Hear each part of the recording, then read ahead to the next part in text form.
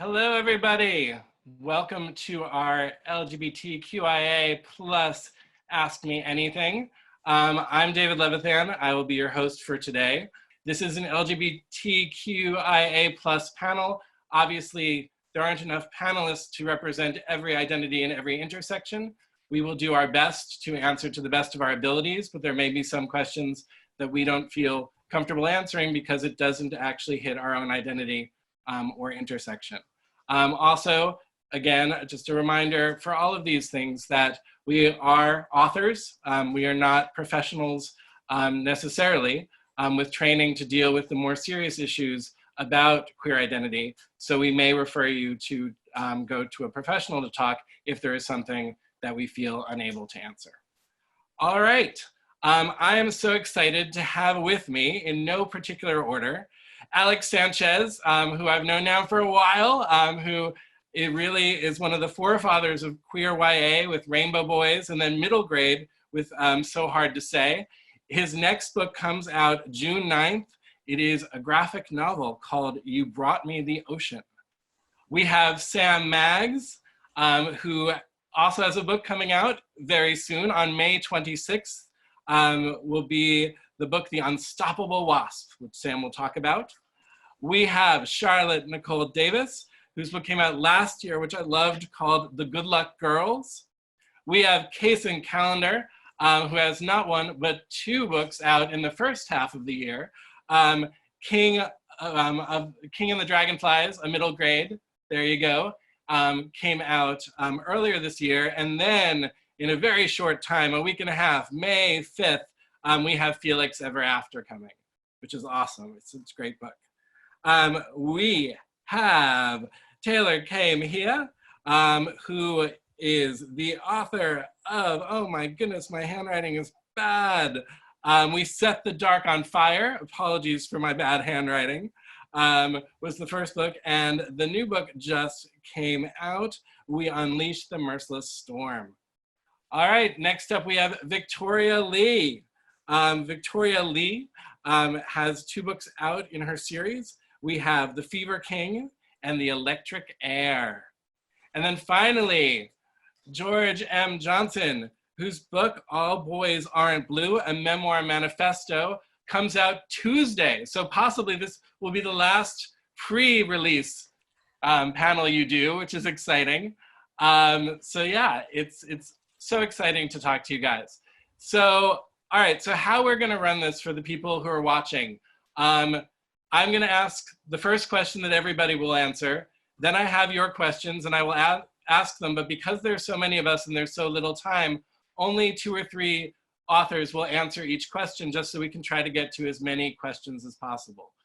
But the first question again is for everybody, and that is, how does your own identity influence your writing, and especially your latest work?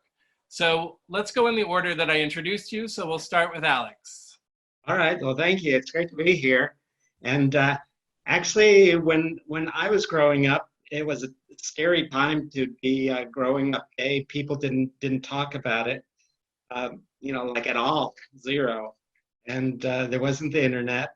And so I grew up pretty scared about the feelings I had and confused. And so those feelings, it's like they got frozen up inside. So when I got older, it's like now I get to write about them, and they've sort of become my superpower, which is what the book that's coming out from DC Comics is about. It's about a teen boy coming out and falling in love and finding his superpower.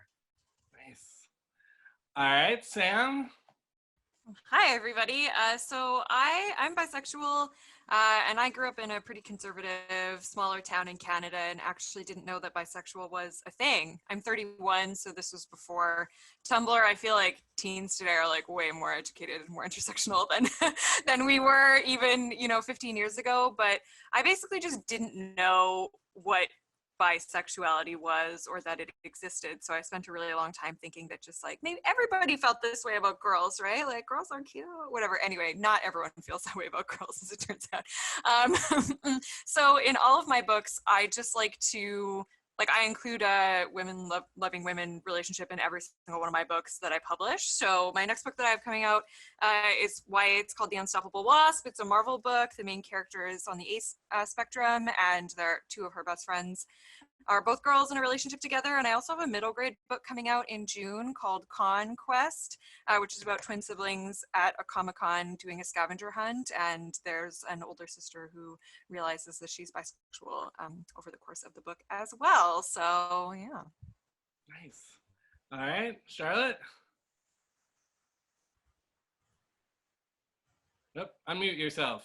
All right, unmuted. Hello, everybody. Try again. I'm Charlotte Nicole Davis, and I call myself mostly a girl who's mostly attracted to girls. So happy lesbian visibility day. And for my books, The Good Luck Girls, I'm working on book 2 right now, but book 1 is available, and it's about this girl gang in a fantasy Old West setting. And I just really, there is a sapphic relationship in it. And I also just figured whatever your type is, I hope you find somebody. And there's just so many different kinds of female characters. I wanted to make sure everybody felt represented and that everybody had somebody to crush on. Awesome. All right, Kason. Hey everyone. So King and the Dragonflies was my way of discussing the struggles I felt when I was younger as a Black and queer person, and not always feeling like I could be both, because I feel like society sometimes implies or doesn't really show a lot of visibility for Black and queer intersectionality. So I wanted to talk about toxic masculinity within the Black community, anti-queerness that the main character struggles with, which is what I struggled with a lot as well. And then Felix Ever After is my trans book. Super excited about it. I came out as a demi boy maybe like, I guess 3 years ago now. So Felix is also a demi boy. He starts the book out by thinking that he is a trans guy. And similarly to me, I started out thinking that I was only non-binary, and it kind of took a couple of years to kind of question myself and figure out my identity. So I wanted to show a story like mine and Felix's, where we kind of started out thinking we know our identity, but then start to question again. Awesome. All right, Taylor. Hi guys.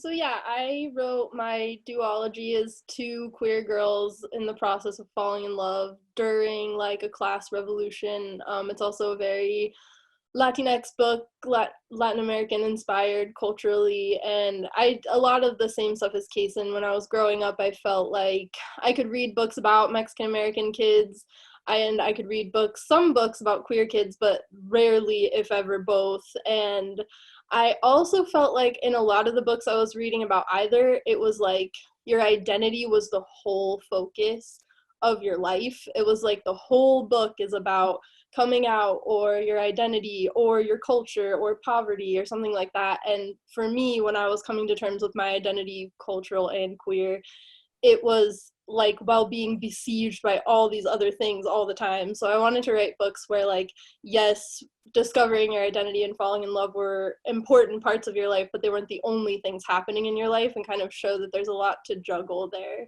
even if you don't live in like a dystopia. All right, and George? Hey everyone, so I'm George M. Johnson. My book is called All Boys Aren't Blue.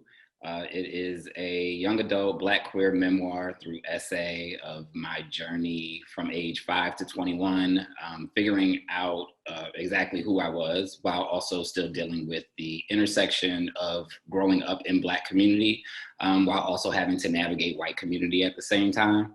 My identity informs everything that I do. It's because I don't enter a room in pieces. I always enter rooms as a Black queer person or as a Black non-binary person. So I don't allow myself to, when I'm in white spaces, only, worry about one of my intersections of either race or gender or sexuality. I try my best to show up as a whole person in every room that I'm in. And I try my best to let my work be guided by all of the pieces of me. And so my book is basically the groundwork of how I became the person that I am today. Excellent. All right, so a lot of the questions, as is often the case when we do an Ask Me Anything like this, are about coming out. And also I'll just start with the general question of a few people wrote in saying, I want to come out, I don't know how to do it. What suggestions do you have or what advice do you have? George? We missed Victoria. We just missed Victoria real quick. Oh my God, sorry. There's so many of us, it's totally okay. Personally, I'm so sorry, Victoria. It's okay. I was just gonna, keep going. No, that's all right. That gives everybody else time to think of their answer for the next question. But meanwhile, Victoria, please tell us about your book. Yeah, so I am a queer trans bigender person. I'm bisexual, mostly like women and non-binary people. But at the time that I wrote these books, they're both about queer dudes, and at the time that's how I identified. Identified as a bisexual man when I started writing these books, and I think that as I was writing them, it was important for me to be kind of exploring that part of my identity. And what Kaysen was saying resonated with me a lot about feeling like, I very much felt as if I knew who I was and I knew how I identified. And although I ended up kind of having a more complex identity at the end of writing those books, as I was developing them, it felt very, I don't know, I think there's something about writing fiction that lets us mine very deep into our identities and how we feel about ourselves and how we feel about other people. And I thought that it was valuable for me to write about that and to write about people who have mixed race backgrounds and people who have Jewish backgrounds, which I share, and write about how that interacts with being queer and interacts with having different gender identities. So yeah. Great, thank you. I will also note that all of these books are available from Blue Bicycle through Yallstayhome. I believe the links are in the chat. So if you're listening to these authors and thinking, God, I really want to read that, please order away and get a signed copy. All right, now the coming out question. Who wants to start? I'll start. It's funny, I was on the panel with you before when I said yes, this. And I love your answer, so. I'm gonna start off by saying it again. I'm very big on language, and I'm very big on shifting language away from us not being something that is normal. So I don't say coming out anymore. I don't use it when I'm writing. What I say is that we're inviting in, because it's about us and our journey and our personal journey. And it's realistically me letting you into my space, not me coming out so that I can fit into your space. So I think if you start to approach what they say as coming out as inviting in, you then realize that you have agency and power in the decision that you're making to invite people into your life, because that's a special place and it's a sacred place. And so when you invite people into your sacred place, you're actually giving them a privilege of getting to know who you actually are. So don't look at it as like you're trying to show yourself to the world. Think of it as inviting the world to come and see you for the first time. And I think, again, if you look at it from that lens, you start to then realize how much power you actually have in your own narrative. I love that. And I want to jump in to say that I think that that's incredibly important also, because coming out, there's almost kind of like a shame if you don't come out. There's almost like a shame, like you have to come out to be prideful or be proud of who you are. And that isn't really the case. I feel like it can be dangerous sometimes. People are in situations where they can't always, as you say, invite someone in. So I try to say that you don't always have to come out to be proud of your identity. It can just be more of your situation. It can be like you don't necessarily want everyone around you to know because of maybe you're in an unsafe environment. Maybe your parents would kick you out. There's just a lot of situations where people don't get to be in that position. And that's something I wrote about in King and the Dragonflies also. Personally, I'm just gonna start using this phrase now. I like it. Personally, I have invited in a lot of people. I have not actually done that in St. Thomas for all the reasons I just talked about, because I'm from St. Thomas of the USVI. So, I've come out to or I've invited in my family, but not a lot of people on the island really know, because I feel very unsafe there.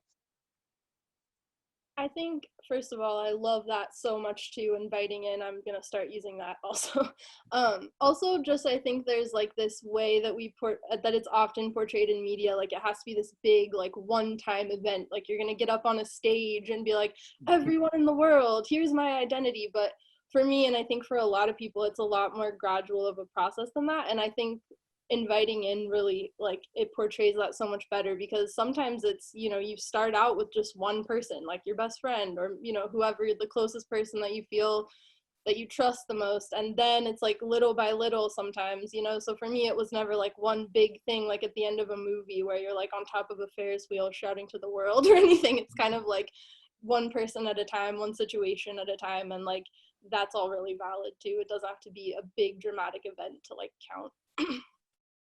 I think it's also important to like understand that you don't have to have just one coming out story, because your identity can be in flux, and you don't have to come out one time and then that's it. Like if you came out as bi, you can never change your mind and be like lesbian. You can never like come out as trans and then say, just kidding, I'm non-binary. Like and that happened for me because I came out to like everyone I knew as like a trans man, and then had to like backtrack and say, oh, I'm bi-gender. And I was lucky that I had a friend group that was super understanding and extremely queer themselves, and so they understood that like our understanding of our identities changes all the time. But you can come out like little by little to people, and you can come out with some identities to some people and other identities to other people, and you can choose to not come out at all, and that doesn't make you less queer, and it doesn't make your identity less valid, even if your understanding of your identity changes. All right, the next question, I love the phrasing of this question. How do you stay strong when your family is against your sexuality? Who wants to take it? I mean, I guess events like this really show how helpful the internet can be. I didn't know if my family was going to be supportive, so for a long time, I was just sort of finding that family online. And, you know, the whole trope of the found family, I think, is so popular in queer fiction because a lot of us do have to kind of, even if your family is supportive, if they're not queer themselves, they don't necessarily know how to answer the questions you're going to have. They don't know how to speak to the experiences that you're going through. So you do have to find your own family anyway. And, you know, I just think it's the kind of thing to where if you learn how to value that and not see it as like, this is not a lesser experience. You know, just your people are online if nowhere else, but you know, they're out there in the world too. Yeah, I'd agree with that as well. That you know, the way to stay strong in anything is to find other people who will support and encourage you for you who you are, whether it's about your sexuality or gender or your writing career or whatever in your life. Just to reach out to those people and reach for support, and to know that you're not alone. Those people are out there, and there are other people who have the same struggles. And so oftentimes it's finding those others who are going through a similar thing. Totally. All right, the next question goes like this. I'm a very passive person who uses they, them pronouns, but no one actually calls me by the correct pronouns. How do I stand up for myself? That's really difficult. I sympathize with that very deeply. I'm in a kind of similar position in that I prefer they, them pronouns most of the time, but I understand I don't look like a they, them to most people, and I don't really feel like I have the confidence to correct people when they use pronouns I don't prefer. I think it's a matter of like finding ways to show yourself that you can have positive experiences correcting people on your pronouns. So find a couple of people that you feel like they will react appropriately and they'll react positively to being told that you don't use whatever pronouns they're using with you. And show to yourself that you can tell somebody like, hey, actually I prefer they, them, and they will do it and they'll be totally cool with it. And then you can build that confidence to start doing that more and more often. And like, yeah, at some point you'll have somebody be an asshole, but like, hopefully by that point you'll have built up enough positive experiences that you'll, you know, start to know that that person's an exception. I hope in your group of friends that would be an exception. If not, maybe you need new friends. But yeah, I don't know. It's a really tough situation. I'm sorry.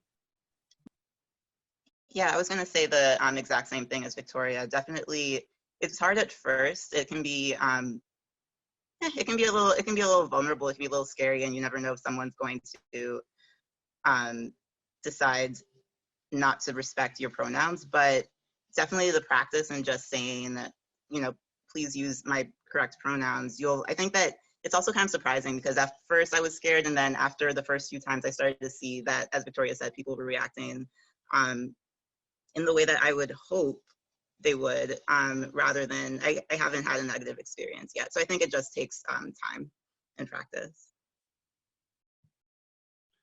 All right, next question is sort of about the intersection of queer identity and writing.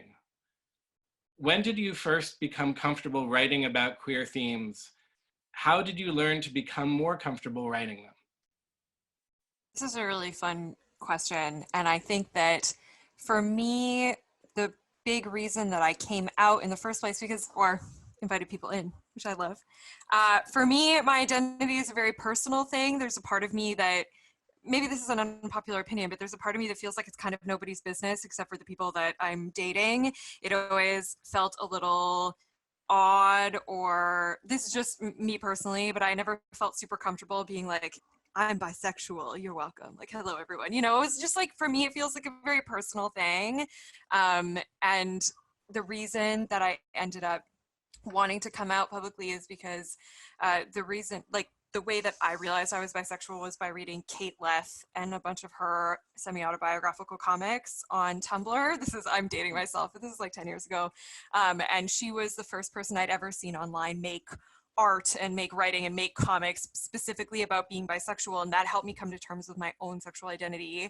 And when I started to gain a following online myself, I kind of felt like I had this responsibility to sort of pay it back to the world that I was given this gift.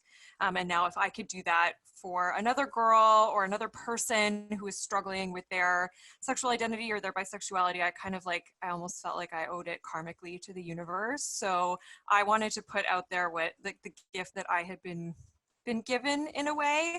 And I also I write for a lot of publishers with very popular IPs who sometimes struggle to include marginalized identities in their work, shall we say. And I feel like I have sort of a responsibility or an opportunity to push that sort of inclusivity further in these big works of like popular media and popular canon. So it's kind of like two-sided for me, but just do it. More gay stuff. Everybody wants it. I want it.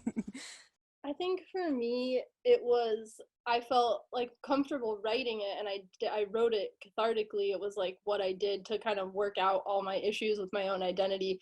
The thing I had a hard time with was sharing it with anyone. So for a long time, it was like, I felt comfortable writing it, but then the double whammy of like being comfortable sharing your writing in the first place is just really scary, even if it doesn't expose something about your personal identity. So for me, it was like just letting myself write the stuff I thought I would share with people, and then like kind of secretly writing stuff like fanfic just for myself, and kind of just doing it like without the pressure of needing to feel like I was going to show it to anyone got me more comfortable like exploring the themes and like getting more comfortable with craft and stuff.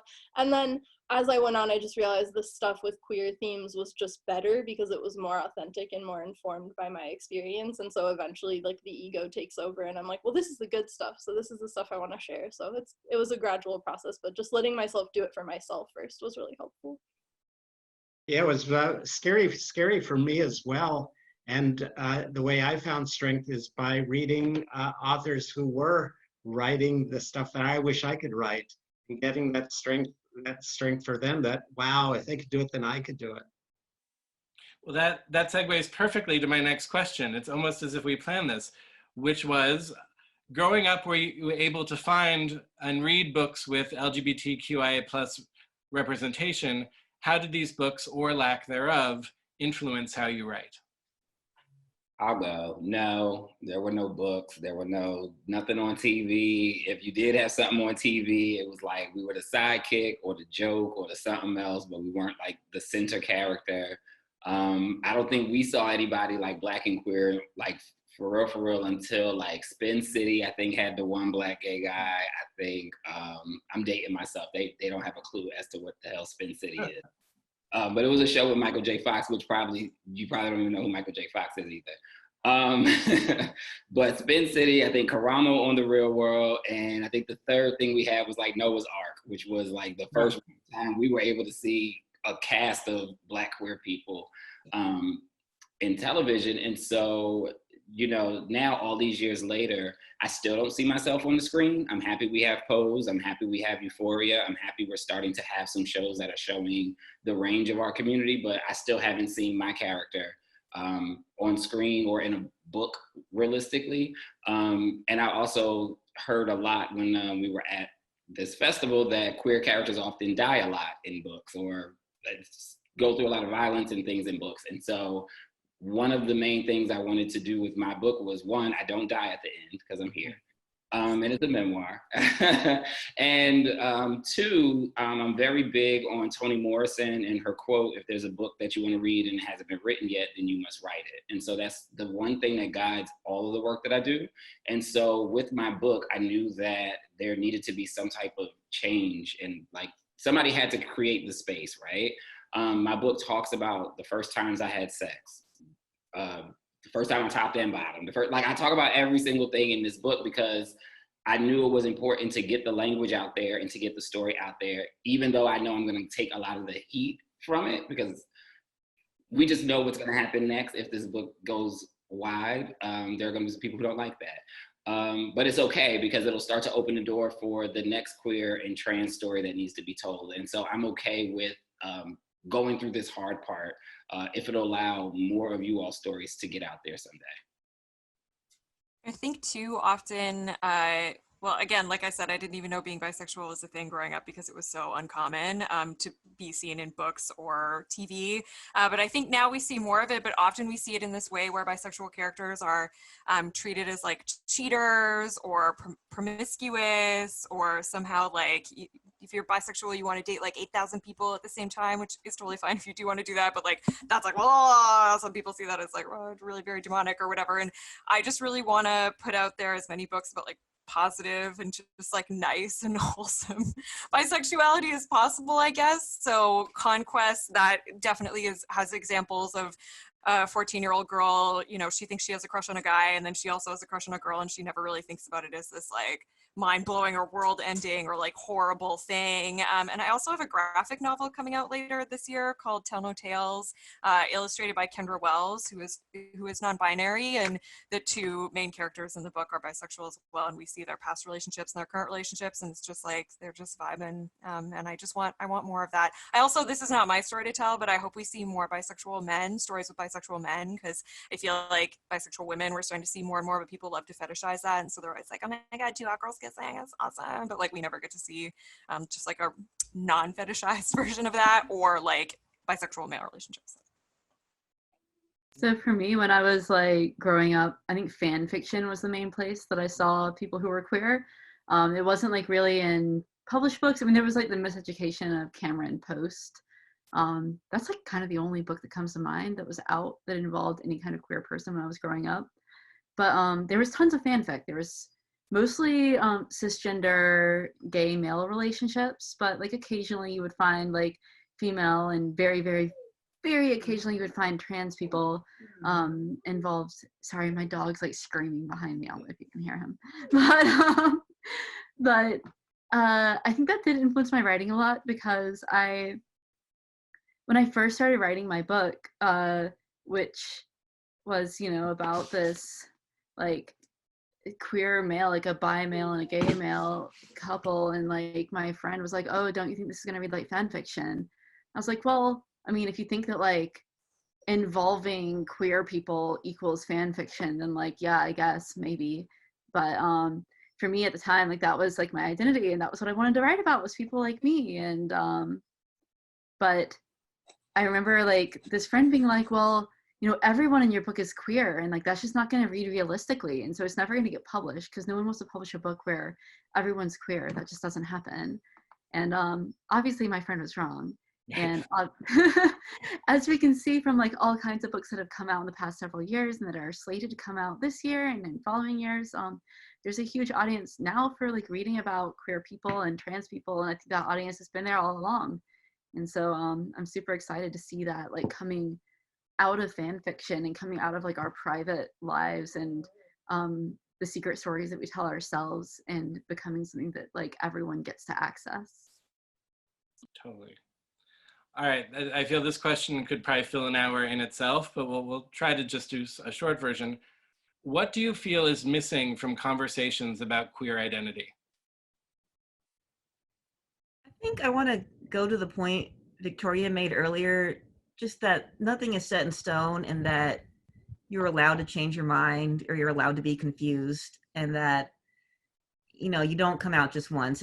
It's a lifelong journey. I mean, for me, certainly, you know, what I feel today, I don't think I'm going to feel like 6 months from now. And I've kind of learned to be at peace with that. And just to know that that doesn't make you less valid. That's just part of what it is to live in a society that doesn't really have words for what we have in our lives. So yeah, I think it's just important to have space for that kind of queer experience where you're either still figuring it out or you're going from one thing to the other, or just in general being kind of confused, because that's not, you know, it's a stereotype. Oh, you're confused, but there is a way to portray that authentically because it's very true for a lot of us.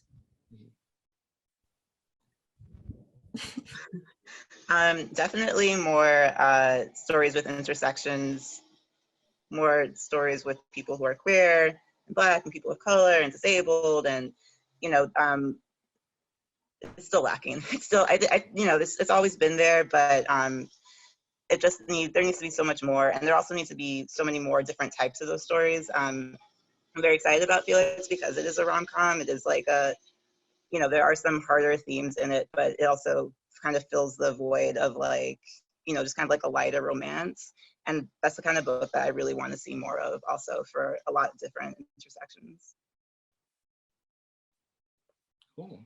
All right, we got a couple of questions, and I'm going to paraphrase because just to include everybody, from librarians, basically asking what can they do to make people feel more comfortable in their libraries of LGBTQIA plus identities, or to support us, the writers of these books. Make a fun end cap. When I walk into a library and I see a section that's like the gayest stuff we have, I'm like, yes, this place likes me. This is cool. Like that's really helpful. If it's okay, I'll hop in on that. I love that also. But I did hear one librarian say how they have like, you know, a secret section of the library where I definitely love the like big end cap, but there are people who probably also wouldn't necessarily be as, you know, they would be kind of nervous to be seen looking at the books. So just kind of like a secret space where the librarian lets people know that this is like a safe place, but isn't like out in the open. I just liked hearing about that. Yeah, I will chime in and say some of my favorite librarians are the ones who advertise the fact that they don't put the security strip in the LGBTQIA plus YA, so that basically if somebody wants to borrow it without actually having to go to the front desk and take it out, it's amazing. They say the return rate is very high, that kids don't steal it, but they'll borrow it, and then suddenly a few weeks later it'll appear back on the shelf. So it's a pretty cool thing to do too. As a person who like snuck queer books around the censor at my library, I appreciate that. All right, this is one of the hard ones, but I'm gonna ask it anyway. Maybe it's not hard. What is one thing you wish you could tell your 10-year-old self about your identity today? I think mine would just be that you're gonna meet more people who feel like you do. Like, you're not always gonna feel alone. because that was the biggest thing, was just like without the internet being as ubiquitous a community for queer people as it is, without a lot, I mean, there were like no other out queer people in my school, especially then, but I already definitely knew I felt different. Just feeling different at that age can make you feel so isolated. So I think probably just like you're not always going to feel alone, for sure. Yeah, mine would be to say it's okay to be who you are. And my agent reminds me that seems to be the message in all of my books. It's the only story I can write all the time. It's just, it's okay to be who you are. I guess mine would be that like everything that I was feeling was right. Like, I think a lot of times I was trying to figure out like, well, what's going on? Or like, why am I different? Or what is this difference? But I think I would just reassure myself like that everything that I was feeling was right and it was valid. Yeah, like I knew myself before other people knew who I was, and that's okay. All right. Another question that came up more than once was the question of, did you feel in writing your books that you needed to compromise the queer content in your books to get published or to make it acceptable for non-queer audiences? Was there a voice in your head that sort of told you not to hold back on anything? Or do you feel that we've gotten to a point now that you really did put what you wanted to on the page? So I kind of mentioned this earlier with like my critique partner telling me that I couldn't get something published that had everyone being queer in it. And that kind of like a little bit, not like came to fruition because it got published, but I did get like a lot of homophobic reviews in the first couple of weeks after my book came out. So like a lot of people, you know, on Amazon, like warning other people not to buy my book because it had like queer people in it. You know, that was really rough to read, but I think for me, if anything, it made me want to double down on like including more queer content in future books. And I don't know, like, I don't want to say like, oh, to aspiring authors out there, like, oh, just like F the haters, you know, like put as much queer stuff as you want to in there. Because like, yeah, it is really tough to see that kind of response sometimes, especially when that's what you're expecting to see or what you're used to seeing. I grew up in the South, so, you know, that was very much like the dominant narrative is like, oh, well, like being queer is perverse or being queer is abnormal. So it is hard and it doesn't get easier to see that kind of thing. But if you can find a way to surround yourself with people who are also queer, who are allies and who are supportive, it makes it a whole lot easier to push past that and to see like the bigger picture and to see the kids out there who don't have that kind of content easily accessible to them, who want to see themselves represented in your books. So yeah, it is, I think that even now, even with as much queer literature as we have out there, it is really hard, and there is still like a broader culture that does have a lot of pushback against having queer books. But that doesn't mean we shouldn't keep fighting and keep pushing toward having increasingly queer content. And I think until we can have like 50 years where every single book has only queer people and no straight people at all, ever, then no, we have not like undone or like balanced out the years and years and years of having only cis het people in all books. So it's especially challenging when you work with other people's IPs. The place where I've gotten the least pushback is in my own original content, like Tell No Tales or like Conquest. Like that's, you know, people hire me because they know who I am, and they want that story if they're buying my stories. But I work with, like, I've written for Captain Marvel, you know, and Transformers and Star Trek and My Little Pony and all of these other like pre-existing IPs. So trying to get queer relationships into those stories that have a broader cultural context is where I find the most pushback typically. And I think other authors who work for those studios or companies do find a lot of pushback there, but I've successfully gotten queer relationships, yeah, into Star Trek, into Transformers, into Marvel. So it's, you know, it is, you may not always get a yes, but if you don't push, then it will never happen. Yeah, I would say I've noticed, oh, you want to go? No, go ahead. I would say I've noticed a difference for sure between writing book 1 and 2, because book 1 I was pretty tentative about it. I was like, okay, I definitely want to have some queer rep, and there's side characters who are in a lesbian relationship, but it was the kind of thing where it's like I was nervous about going there for like the main point of view or anything like that.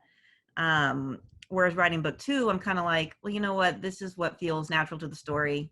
I feel like this needs to be explored for these characters. And if that means that like 90% of the characters are queer, and that's just what this story is. And, you know, it's no longer feels like, you know, before that would have felt like I'm asking too much. And now I kind of feel like, I mean, it's like you said, it's not enough. It's never enough. So it's much more freeing, I think, writing it just the way I feel like it should be.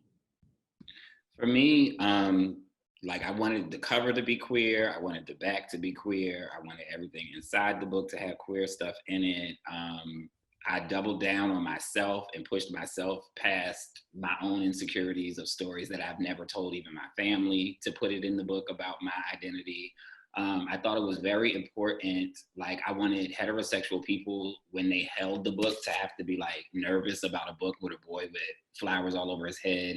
I wanted them to be nervous about a book that had the word queer very big on the back of it. And I wanted queer people to be affirmed when they first saw the cover, like to know like this is for us and this is a pushback against any narrative that we can't exist on the front cover, on the back cover, and in all of the pages of the book. Especially being a Black queer writer, most of our writing sits at the adult level. And I mean, there are some amazing memoirs written by some of my friends like Michael Arsenault and Darnell Moore and Keith Boykin. And like, there's like a whole history of Black queer men who have written in the adult sphere, especially during the HIV epidemic, Essex Hemphill, and like the list just goes on of these amazing Black queer writers in the adult sphere. And we just didn't have it yet in young adult in the way that it needed to be pushed. And so for me, that was kind of like one of the decisions that I had to make early on was like, okay, like if we're gonna make change, it starts with the kids, because the kids have such a better grasp on gender and sex and so many things that the adults don't seem to get. So if I can put this into their hands, into that system, then we can actually change that system. Oh yeah. All right. We're now down to our last question, but everybody will get a chance to answer. And it's a two-parter. A lot of people asked for recommendations of LGBTQIA plus books. So if you could name a couple that you would recommend the audience read besides those of your panelists, which hopefully they've all pre-ordered in the chat section with the links to Blue Bicycle already. And then also, if there was a question that you didn't get a chance to buzz in on and answer, if there are any parting words you want to add, feel free to add them here too. We'll go in the same order that we started in. So Alex, we'll start with you. Okay, so there was, as I mentioned, my book that's coming out in June is a graphic novel. And so I've been reading, as I was writing it, I was reading a lot of graphic novels. And one that came out just recently from Mariko Tamaki was, I want to get the title right, Laura Dean Keeps Breaking Up With Me. And really wonderful graphic novel about being in love, the struggles of relationships. And that's what I write about, romance.